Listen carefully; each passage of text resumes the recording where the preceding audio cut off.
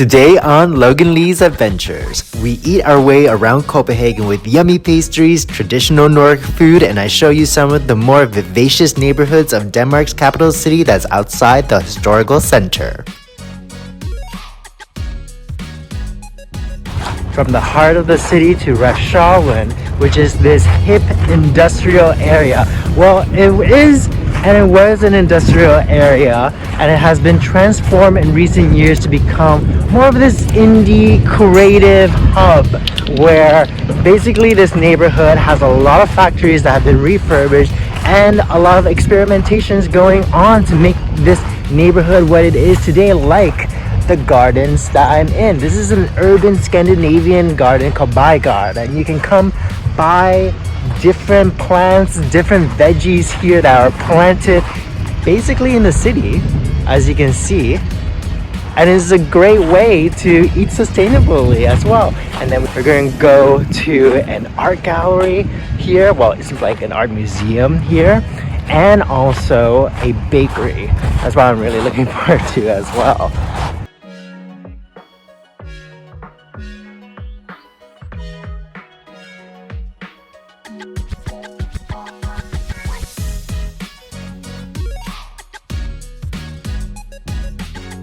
Y'all know how much I love bakeries and baked goods, so a lot of the recommendations are for Lille Bakery. So Lille Bakery is this factory-esque refashioned into this very airy, bright, sunny space, and apparently they make some of the best pastries in Copenhagen, so I just had to come here, of course.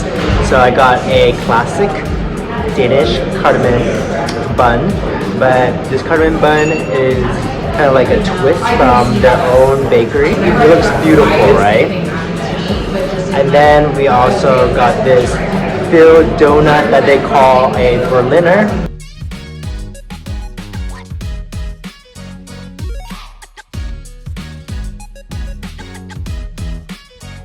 I keep thinking in another lifetime that I would live in Copenhagen. I mean, I'm pretty settled down into my roots in Amsterdam now, and I do work remote here and there, but I would love to just become a local in Copenhagen because the people are so friendly here and just everything is so aesthetically pleasing to the eye. Who wouldn't want to live in a world like this?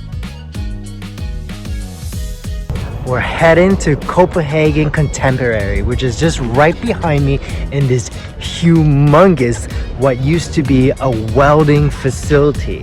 So now they have transformed it into this large-scale art meets installation exhibition space. I can't wait to explore it. There's such a cool exhibition going on right now at the Copenhagen Contemporary. So these two main big halls are filled with different artworks and exhibitions all the time, but today's exhibition is called Children's Game. So Children's Game is by an artist who has exhibit films of different ways that kids basically play games all around the world, like rock, paper, scissors. Then there's games from different villages and different towns and cities, like that's Hong Kong, so like all over the world. And then basically the exhibition is telling a story of how, you know, these games are a way for children to break away from the routine and to express themselves and to like really tap what it's like to tap into your inner child. But it's so cool just wandering around the exhibition and seeing these huge screens and all these different stories being told all around me.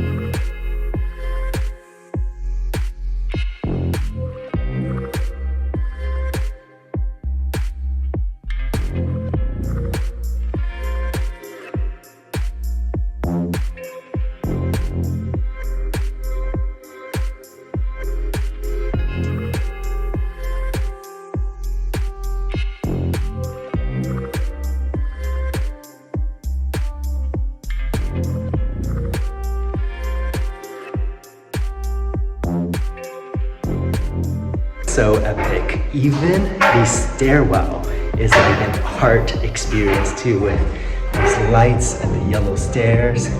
It's really cool, and everything is quite trippy here.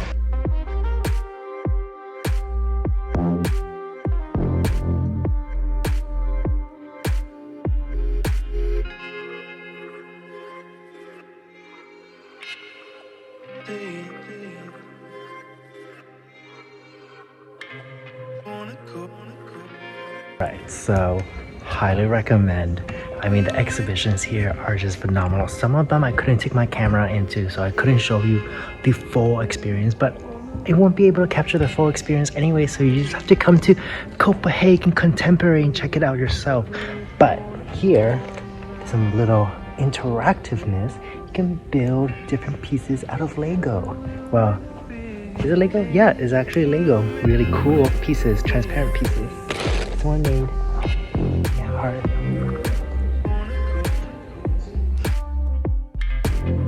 I like how different exhibition has different things. So some are very immersive in the visuals and sensory, like those deep sci-fi type rooms that we went into. And then this one is so cool. So you can make your own little jars and decorate it with different pieces of dried autumnal plants and birches, all available in this workshop. Really awesome. It just makes art so participatory, and art can be so many different things in so many different ways, and really expands your mind on what art can be.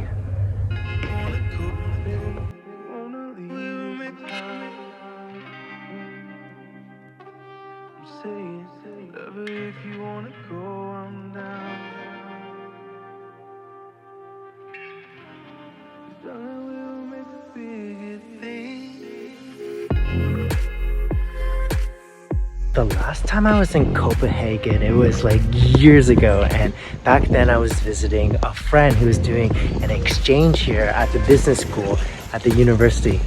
But when I was visiting, it was very much a student bubble. I mean, I explored and saw Copenhagen, but through student lenses and, you know, all the partying and all the good stuff. But it's really cool to be back here now and then rediscovering the city in this other way and exploring other neighborhoods that I just didn't even know about.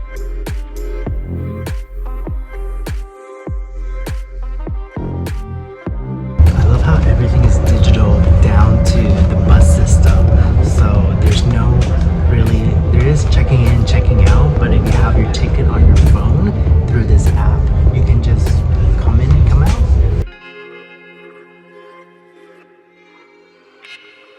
This is one of the hottest cafes in Copenhagen, and of course I had to pop in and check it out. This is Cafe Atelier September. It's right in the historic city center, and it was opened by Chef Frederic Bilbra.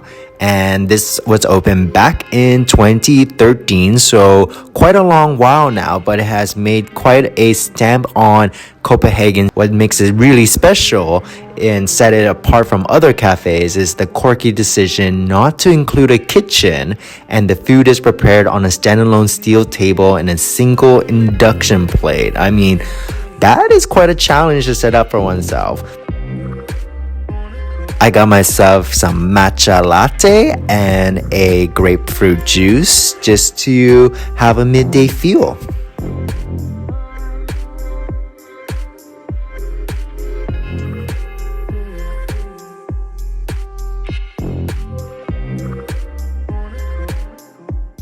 This is the round tower, which is literally a round tower. It's a spiral stairwell that goes all the way up top. It was a 17th century observation tower that you can still observe from today.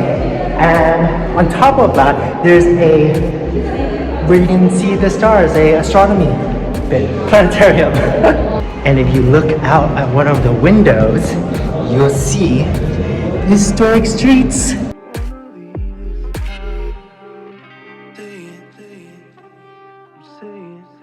If you wanna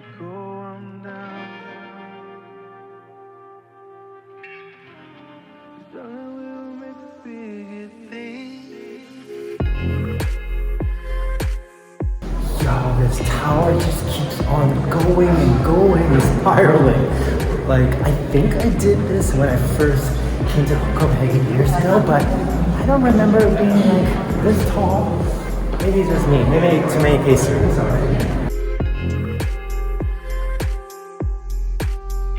Really cool that there's actually an exhibition going on in the round tower, and so part of it, as we're going up, you can take little breaks and see the artworks.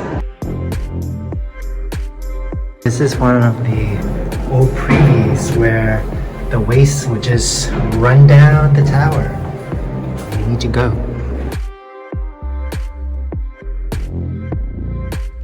Okay, the last bit with this narrow stairwell. And we're almost there. Yes, I see the light. View up here is spectacular. You can see all of Copenhagen from here. That's literally our hotel right there. And I think our balcony is right there. That's so cool. Because from there, we can see that and the round tower. That's Frederiksberg, where we were. Look at that. As I stand up here overlooking the beautiful city of Copenhagen, it makes me think of Michael Booth's little essay on what is Copenhagen's secret? Why do its inhabitants regularly vote themselves the happiest people in the world? And against all odds, the city has become a global magnet for questing chefs. Every week, the streets are brought to life by some festival or other. City Hall has worked wonders on the harbor water. You can swim in it now like we talked about in the previous vlogs. Some people do year-round. And the transport network continues to expand to today. Above all, despite rising housing prices, the authorities have tried to keep the city center family-friendly and affordable housing to keep the demographic mix healthily. True, the tax bill is still ludicrous apparently, but you do sometimes get a sense of where the money goes. It used to be that the tourist board was happy if Copenhagen got mentioned on CNN's weather roundup, but these days the city is basking in an unprecedented level of global attention. The Danes are proving that Northerners can still enjoy their public spaces and that their cities can do more than merely function. They can help enable nothing less than collective happiness. So what is the secret? Taxes aside, Copenhagen excels in moderation. It strikes a balance between competing demands of contemporary capital, as you can see from looking out at the buildings, and therein lies the key not only to its ineffable livability but its visibility. So while this famously enthusiastic biking city, there is also rooms for cars. The Danes may be Lutherans at heart, but they also have a more relaxed approach to booze, porn, partying than their Nordic brethren. There's no state-run alcohol monopoly in Carlsbergland. And above all, they know when to stop working, usually around midday on Friday. So it really makes you think about life and why work-life balance shouldn't even be a term. Why is work balancing with your life? Life should always come more and be more than work. And I feel like the Danes got it down pat here. This is Trinitatis Kirk, which is attached to the round tower. It's stunning. This is the round tower's planetarium. A little smaller than what you think, right? But it shows all of the planetary movements that's happening right now. What did it say?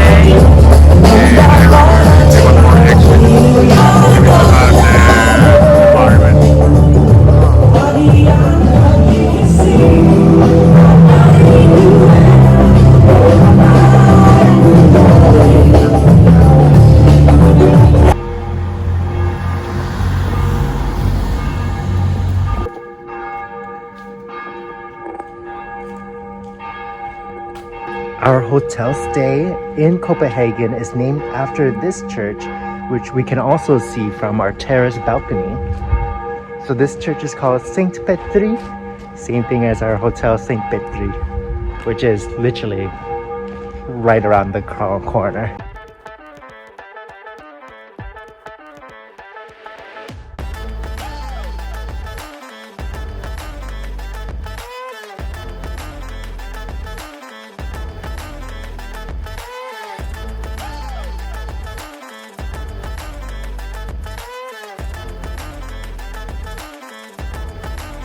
Copenhagen does this so well, the blend of traditional heritage buildings with modern buildings like this Axel Towers here.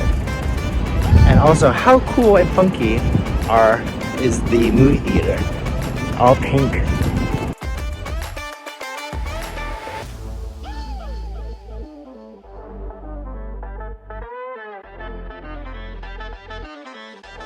Proving you can put a round building into a square hole, Axel Towers is a testament to progressive council planners. Defeated by trying to design a building that fit neatly on the square site opposite of the Tivoli Gardens, Lundgaard and Transberg suggests a building detached from its neighbors. So these 5 fused circular towers of differing heights deliver office space but also a landmark in an urban garden instead of a squat box.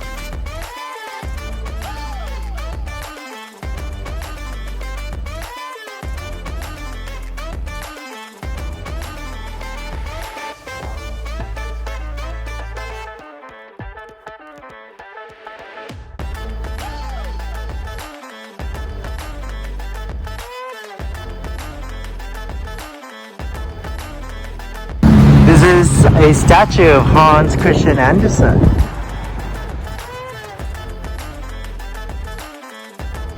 This is one really cool neighborhood. So all of this, as you can see, is quite industrial, quite historical. It's giving Peaky Blinders-esque Birmingham circa 1930. But that's because this is Copenhagen's Meatpacking District, or what it used to be the facilities for meatpacking. But now it is the Meatpacking District, where it has been transformed and revitalized like a lot of different outer parts of Copenhagen to become much more cultural, art-filled, and of course, where all the cool kids come and hang out. That's not me. I'm not cool. I'm just an observer. I'm gonna try to capture some cool kids on film though, and check out what the Meatpacking District has to offer. Clubbing. Gay bar. Yeah, see? No clothes, just nice. This is the other section of the Meatpacking District in Copenhagen. And it is quiet right now because everybody had just went home from partying since they stayed up all night last night, because this area is a hub for nightlife on top of the cool creative scene and the restaurants and cafes here.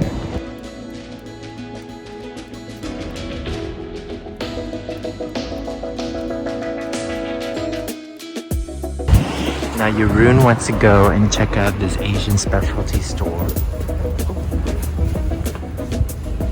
We gotta support our Asian markets, okay? Our local Asian businesses, even when we're abroad.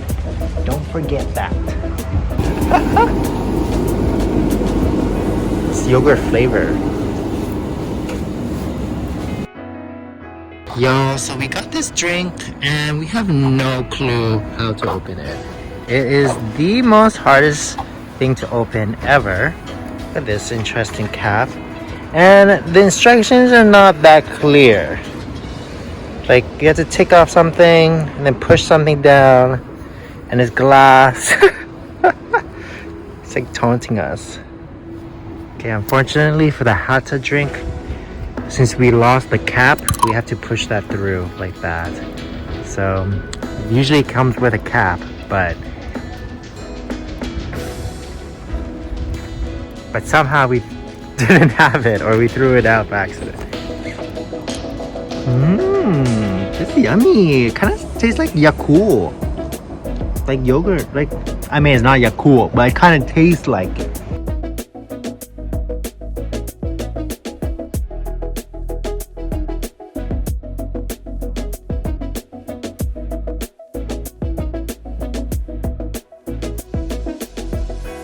Jeroen just popped into a store to get us these trestam, which is a Danish kind of like dessert pastry. It basically means tree trunk, which it does look like a tree trunk, right?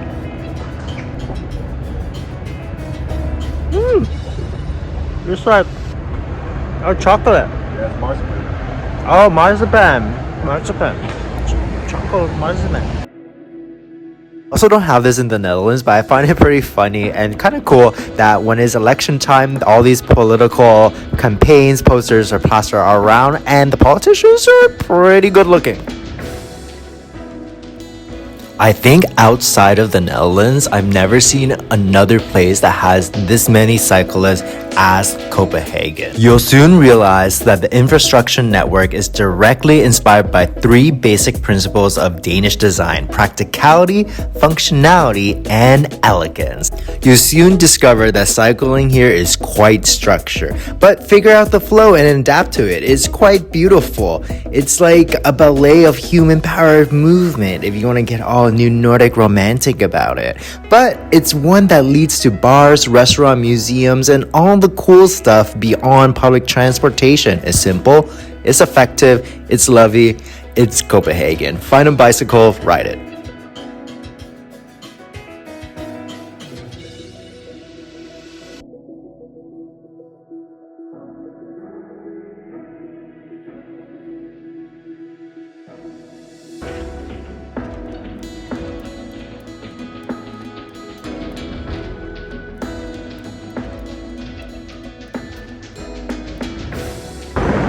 We're flying in and out of Copenhagen, but I still wanted to check the inside of the architecture of the train station because I'm glad I did. It is spectacular in here. It reminds me of like a very old world, like time warp back with all of these beams and this big hall for the train station.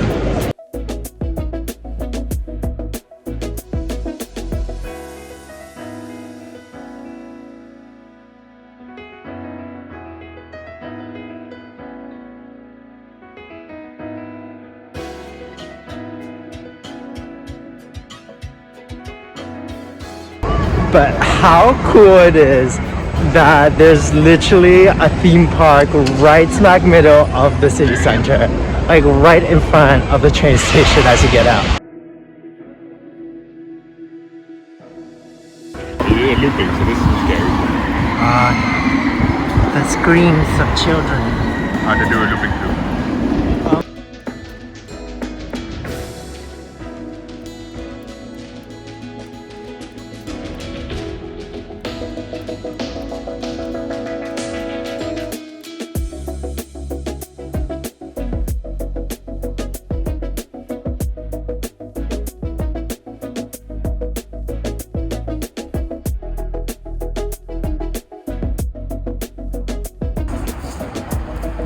Yeah, work it.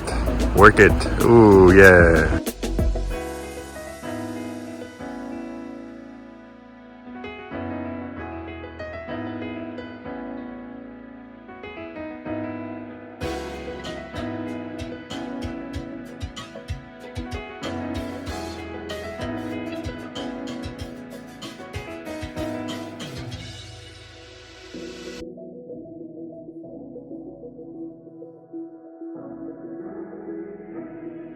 We crossed the little long bridge. That's what it's called. Really cute, right?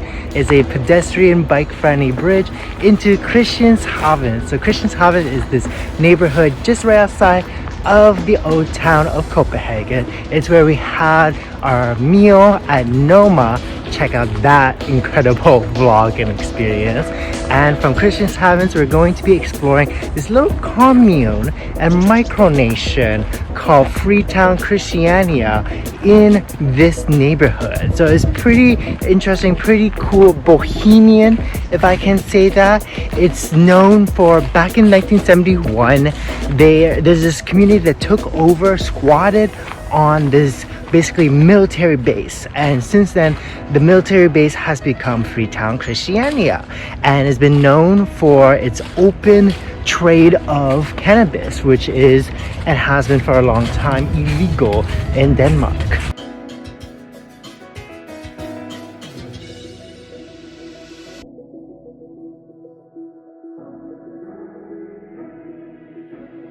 There's a beautiful mural on the outside.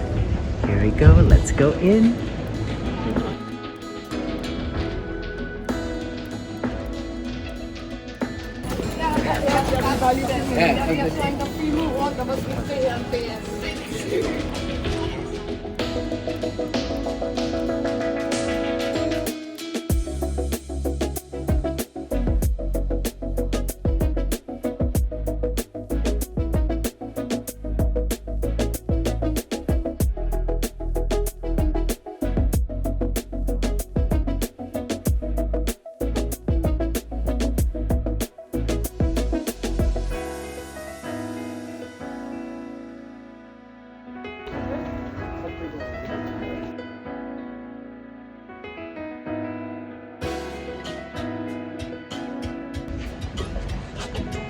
Obsessed with books. What did I tell you about the Danish capital and just libraries? This is, I mean, it's labeled as a bibliothèque, libraries and books.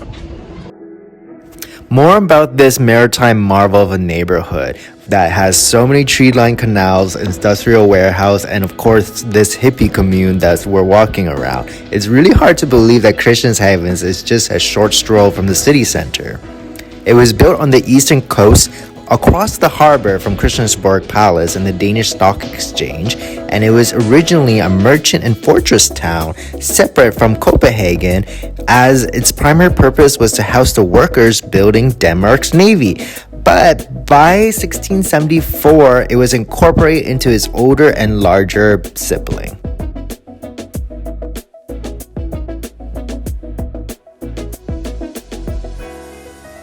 Today, the area is largely residential with Amsterdam-like feel to it, thanks to its canals and perhaps Freetown Christianshavn Green Light District. It's a healthy mix of 18th century warehouses and modern Scandinavian design, with old brick buildings turned into sought-after lofts and apartment, and this area is rife with creative businesses, Instagram-worthy cafes, and independent shops and boutiques. Unsurprisingly, Christianshavn has become a magnet for city's cool characters, young and old, bohemian and tailor, who have come to think of it as Copenhagen's laid-back heart.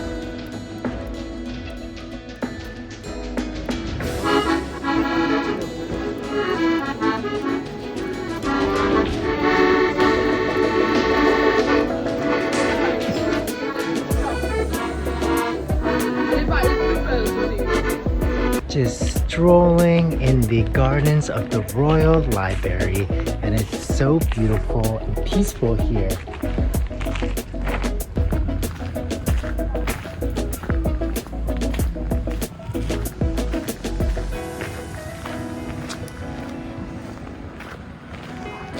Now, golden hour is my favorite hour, and as you can see from this ethereal light, it seems like it's about to be sunset. And it's going to be golden hour. You can actually see the sun right there.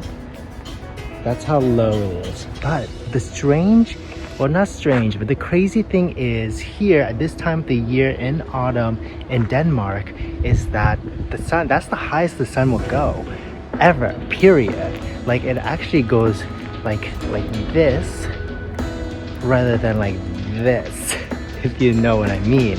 And so we've just been strolling around, wandering, exploring Copenhagen, and it's like we're in eternal golden hour no matter where we go. It's been like this for like 3 hours now, and it's only 1 p.m. This is 1 p.m. y'all, and it just feels like it's, yeah, like forever the sun is about to set, but it's not going to set until 5 p.m. 3 hours from now. And so we have plenty of sunshine left throughout the day. It's just the sun is just going to be staying there for a long while, giving us golden hour for the whole day.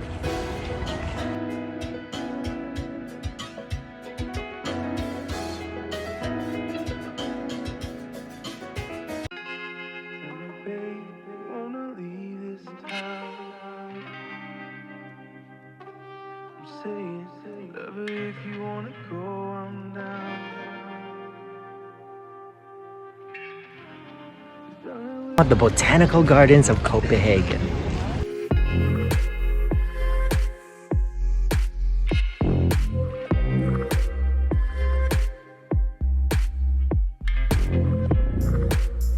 This is the Palm House, which is, so all this is a botanical garden, but then that is like the greenhouse slash botanical gardens within the botanical gardens.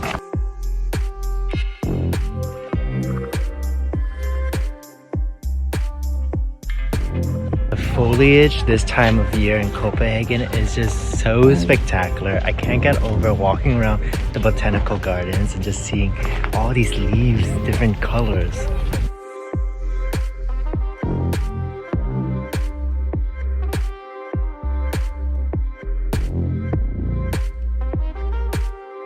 I love that in the center of town there's a food hall with all these different things that you can look. There's nuts, fruits, literally so many different options. A whole bakery here too. Keeping an eye out for maybe some good eat, just some few bites here and there. Gelato place.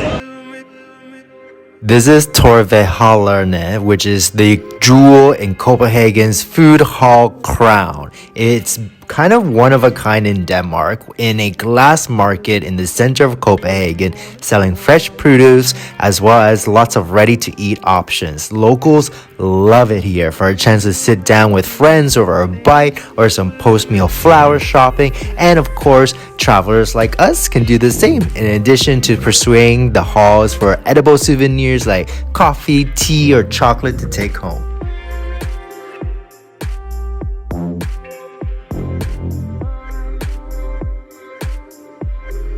Such a boisterous environment, the food hall. It really captures the environment and vibe of all traditional food halls in Europe, but this one has a twist on the traditional with the modernity of Copenhagen in it.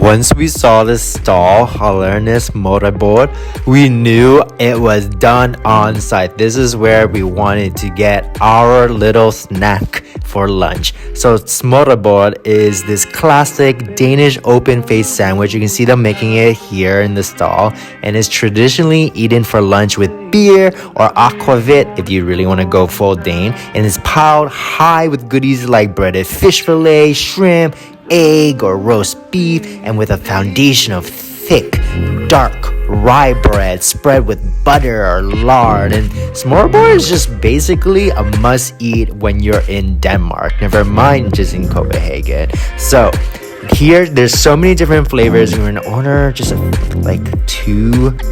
This one has some pate, which you know how much I love pate, and there's bacon and some lemon berries, of course, because we're in Scandinavia, so you gotta have that, and then some beets as well, and the most veggies I've had in a while. Okay. There's so many selections, but I'm really glad we went with the pate one because it's so good. Creamy with the bread, really nice combination. Okay, speaking of food, in our next vlog, it's finally time for the whole reason why we're in Copenhagen to begin with. It's to dine at the #1 restaurant in the world, 3 Michelin star, pioneer of new Nordic cuisine, Noma. Definitely don't miss out on that vlog, but for now, give this one a thumbs up, leave me a comment below, and subscribe to my channel if you haven't already, because we're going to Noma, baby!